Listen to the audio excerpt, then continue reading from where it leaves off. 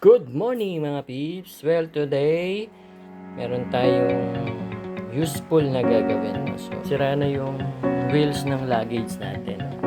Makikita nyo, wala yan, sira na. Wala na yung rubber niya. Sa katagalan, ano na siya, nasira na siya. No?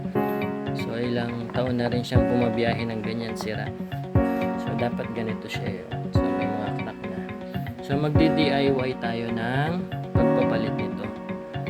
So, kailangan natin itong putulin. Yan. Sisirain natin yan para mabaklas natin yung gulong. No? So, gawin na natin. Yan guys, tanggal na natin. Tanggal na natin yung isang side. So, yung isang side para natin siya. So, ayan guys. No? So, tanggalin na natin siya.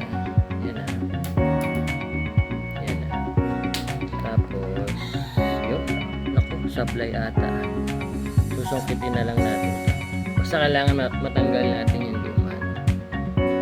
So ayan o mga peeps, natanggal na nga natin pala yung apat na gulong niya. Yan. Tapos ngayon kailangan nating malaman yung sukat nitong gulong na tinanggal natin. So gagamitan natin siya nitong ruler. So ayan, 45mm siya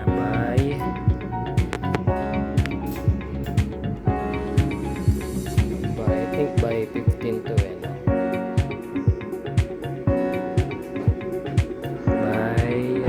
15, no? So nag-search ako sa Lazada at saka sa Shopee, walang 45 by 15, 45 by 18, so siguro okay na yun. So tara, order na tayo. So ayan no mga peeps, na receive na natin yung order natin, gulong na luggage natin.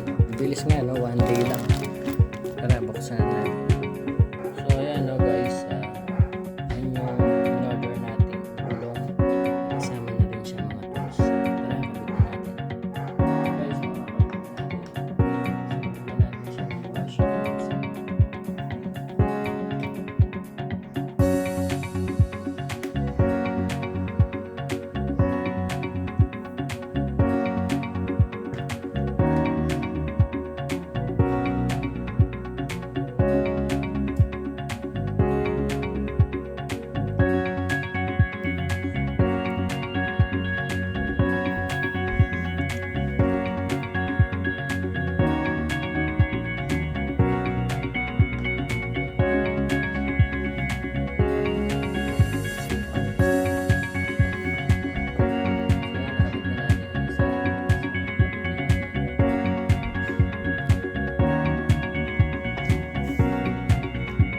Guys, no? So nakabit na natin yung wheels niya at success yung experiment natin.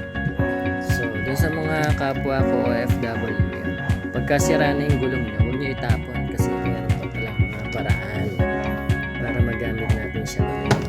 Tsaka malaki yung natipid natin, no? Kasi kung dadalhin mo to sa mga pagawaan talaga, sa may mall, sa SM, Mr. Quickie, yan, gumagawa sila niyan. It will cost you triple, no? More than 2,000 siguro pag nagpapalit kayo na. Pero yan, DIY nga lang, in order natin sa online. So, magkano lang nagastos natin? 300. At okay na uli siya. So, yan mga guys, sana nakatulong tong ginawa natin today. So, mag-upload pa tayo ng mga kapaki-pakinabang na vlog next time. Okay guys, ciao for now. Bye-bye.